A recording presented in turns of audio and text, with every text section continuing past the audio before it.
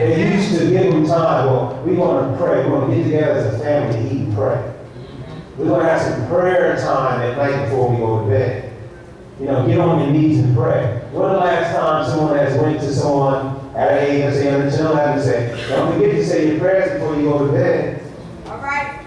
What happened? What happened? Instead of sitting in bed with your cell phone stashed underneath the pillow, you still up? Yeah. What you doing? I ain't doing nothing. It's dark. You know, they turn out the lights, but their minds, their fingers are still moving. The elders, making sure when we went to bed, we had nothing but darkness. You go to bed, that's it. You know, playing. What's that noise I hear there? Are you breathing? Stop breathing. You know, they hear everything. It's like, wow. Trying to get up and creep down there, getting the floor. What you doing up there? I know because I used to do all that. I got caught. Always knew what I was doing. All right. So as I said, once again, ask the person beside you, who's watching the gates? Who is watching the gates? Now, back in the days, the older people were sitting at the gates back in Jerusalem and in Judah. And anytime the younger or others had an issue, they would come to the elders and share it to them and say, you know, this is what's going on. And the elders would talk together. You know, I'm pretty sure they would pray because it was a place of God. They would pray and see God, and they would impart to them the wisdom and experience that they learned from God. Well, see, nowadays, most of the time you hear a testimony, it's only in church. Why is that? Is God not worthy in our workplace? Is he not worthy at Walmart? Most people spend more time at Walmart than they do at church. We need a pastor at Walmart. Hey, all the people are coming. Tell you what, put an offer to Walmart. They're going to get less business. People want to start going somewhere else to Kmart. But I'm just saying. All right. Let's look at Deuteronomy chapter 21, verses 18 through 20. Mine's already have the scriptures here. That's why I'm using the Bible. It's important to keep the word with you, but I got a copy here. I don't know verbatim yet. But we got blessed with that. But Deuteronomy chapter 21, verse 18 through 20 says this. If a man have a stubborn and rebellious son, which will not obey the voice of his father or the voice of his mother, and that when they have chastened him, that he disciplined, will not hearken unto them, then shall his father and his mother lay hold on him, and let me beaten, lay hold on him, and bring him out unto the elders of the city, and unto the gate of his place. Anybody ever got beaten out in the street? They don't do that nowadays anymore. Why? Because we fear somebody's going to get caught on the news, or he's going to get in trouble. What happened to the elders? What happened? Nowadays, kids do walk wild in the street, dropping like top on the street. Why? Because we can't discipline in the open anymore. The elders have left the gate. The elders have moved on. You used to fear somebody else and not fear God and the spirit of fear. You used to respect somebody else's parents, even though it wasn't your own. Why? Because he had a mission to tear you higher if you do wrong. Now they stand out in front of your house using the family. What happened? What happened? All right. So, let me just go on. It says, our eyes, this is another gate. The eyes are the gates for our mind and our soul. The elders used to teach the younger generations and those younger than them what they should and should not be looking at, because they have learned what kind of trouble it can get them in and how it influences their life. Everyone has a testimony. We see sex on every type of viewing media there is, whether it's an iPod, whether it's a cell phone, a BlackBerry, cable TV, computer. Every type of media there is has some type of or form of sexual thing come at you. It didn't used to be like that. It did not used to be like that. So nowadays you also find young people in grown folks' conversation. What in the world is going on? My mother and my grandma was like, grown folks talking, bye. They didn't have to say, they didn't have to explain. Now they want to sit down and explain. Well, this is why I'm talking. No, bye. Bye. That's all you need to know. Bye. It's not happening nowadays. Now they want you to explain everything to them. With respect, you do it and go on. Jesus said, go. Right. They didn't ask him, why are we going there, Jesus? Why can't you just hang out here? Go. And then they left. And that's how it should be. Pastor tells me to do something, I don't question unless I don't understand it. But I go, I do it. God likes submission. God likes a humble spirit. He doesn't like rebellion. The Bible says rebellion is like witchcraft. Because rebellion is of the devil, not of God. Jesus, the author and finisher of our faith, he submitted, not my will, but thine will be done. A lot of times with our children and growing up, we find struggles with everybody trying to do their own will. That's why we don't listen to our elders who've been around for a while. So the conversations that some children are around, they shouldn't be involved in. They should be holding their peace. The elders used to, it was necessary. I thank God for every whipping that I got. It taught me self-discipline. It made me think. It made me think. It's very important. The Bible talks about spirit of rod. God chastens those that he loves. He disciplines. The only reason you discipline people is because you care and love them. Other than that, you don't say nothing. Well, don't bring it to my house. You know, don't make it in front of my house. All right, now I'm going to go into the next portion, which says that nowadays, okay, you got censorship on TV. You ever seen that? Rated TV, and you got R, this, that, and the other. Well, see, back in the days, our grandparents, our elders were the censorship. Turn off that TV, change that channel. Why they tolerating their kids like that? I mean, they would see that stuff, and they would say something to you. Nowadays, you might let the kids watch whatever they want. What happened? What happened to the elders that watch the gate of our children's eyes to see what they're ingesting, what they're letting in their bodies? What you let in your body through your eyes, the gaze of your eyes, is going to play around in your mind. It's going to begin to cook.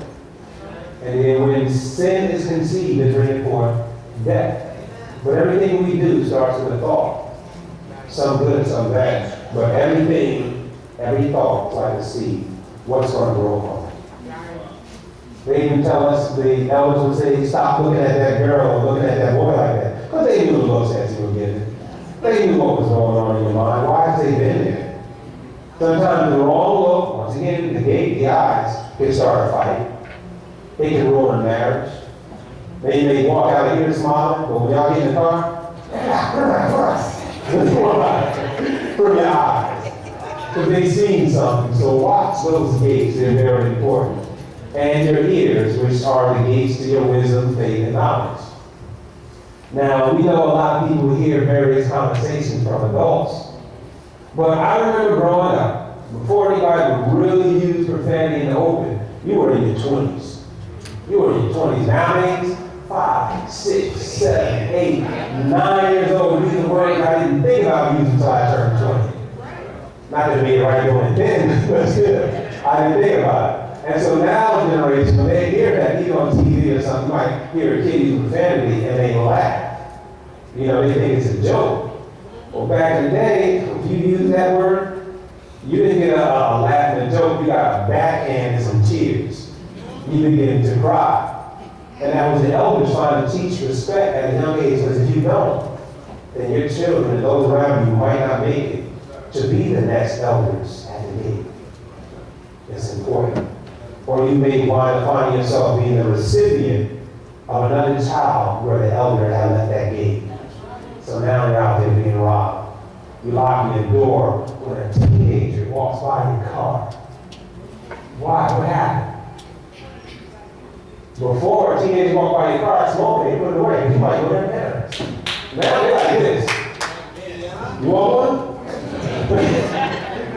What happened? The elders have left the gates.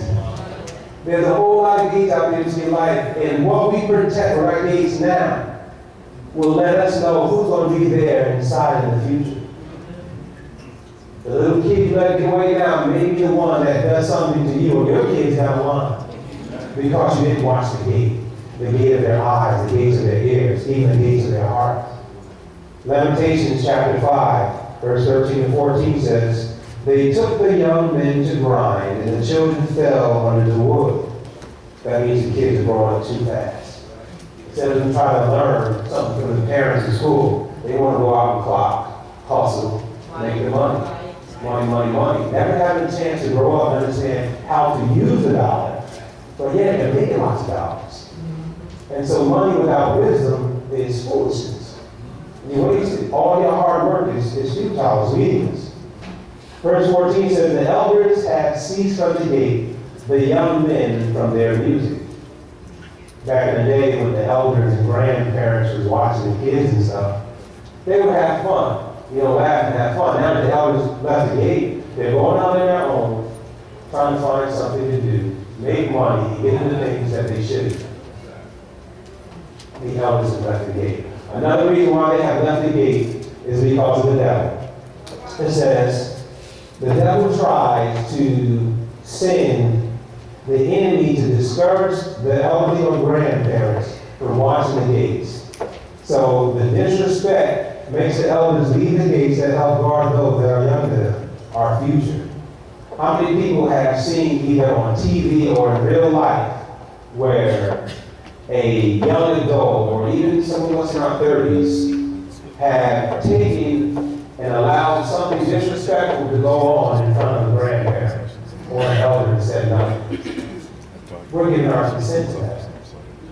And so when we see our little ones doing that, we say, where did you get that from? Where they watching? You have the gates. You are in charge of all keys to those locks. I know they say you get a lot from TV and the media, but who controls that? I mean, most of the time the parents or grandparents are paying the bills. Or somehow you can turn the TV off, and I'm pretty sure the kid won't send you to your room, right? I don't know, I see some things on TV, these reality shows where the kids are like, blah, blah, blah, get out of here, Mom. I'm like, what? I've been done. Or like, go ahead and call me a bell monster. I'll be back. I'll play that. But that's how I was raised. But it made a difference. It made a difference. Nowadays, they're out here driving cars all young and don't even know about the facts of life. Yeah, we're given a vehicle to go places where we wouldn't even go at that age. The gates. We have control of those gates. And it's important to keep the elders there. See the elders, a lot of times when we push them away, that was back then. Like I said before, we still make babies the same way. You still get in car accidents the same way, maybe a little faster, a little more hurt, because now cars go a lot faster. Back in the day, I had cars. I had cars made of solid metal. You could hit a house and just put a little scratch on the bumper. Nowadays, you get something, the car goes. Things were made better back then. Man, I tell you, boy, I see the car, one of them old cars, I see one of them new fiberglass ones, and zoom, guys like, don't worry about it, it's got a little scratch on the bumper. See, quality. Now finally, I'm almost done. Yeah, okay. The devil tries to send people to pray and attack our grandparents and elderly by using the very ones they should be teaching who are younger than them, to attack them and keep them from coming out at night. How many know most of your elderly people only come out in the daytime? Why? Why is that? Why have they left the gates of darkness? Why? Before you be concerned whether the kid came in when the street lights came on, you were trying to get home. Or at least let your parents know where you're at. Because if your parents were at work, as society has today, well, grandma and somebody was watching them. Now, no, they don't go out looking for you. They wait for you to come home.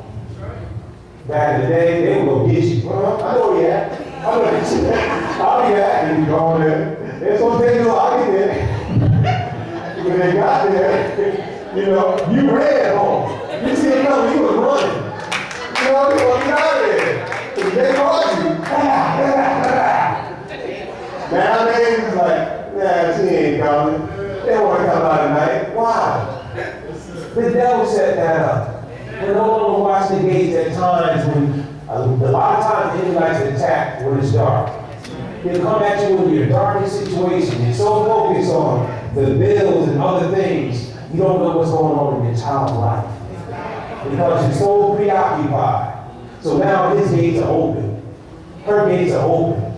They're looking and they're listening for whatever wants to come in because